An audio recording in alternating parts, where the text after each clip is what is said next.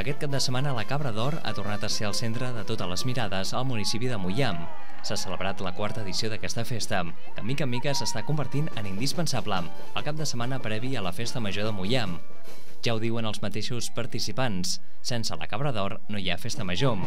I és que els carrers del municipi es comencen a omplir de gent, coincidint amb l'arribada de la cabra al poble. La llegenda diu que en Bernat va aconseguir alliberar la donzella dolça a mans del senyor de Planella, el dolent de la pel·lícula, gràcies a la Cabra d'Or. És per això que aquesta estàtua és tan benvinguda a Moià.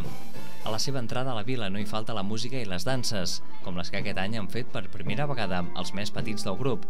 Una mostra que aquesta festa, que va iniciar un grup de joves, està arribant a totes les generacions i els més menuts ja esperen l'animal daurat. Vam veure que la festa major hi faltava una mica de mancança de festa i ens hem fet una festa a la nostra mida, no? O sigui, és una festa popular però feta amb carinyo i amb moltes ganes, amb molta energia.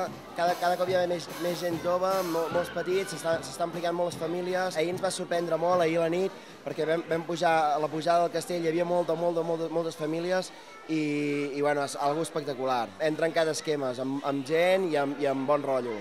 A la tarda de divendres es va fer la pujada cap al castell de Sant Andreu per anar a buscar la cabra, fer nit allà i l'endemà al matí baixar fins al municipi.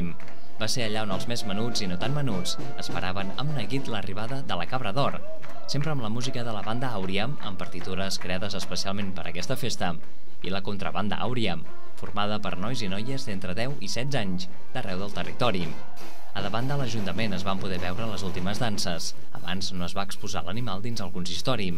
Al vespre, prop de mig miler de persones va assistir al sopar medieval elaborat pels restauradors de la vila i que va servir per tancar aquesta edició de la festa de la Cabra d'Or.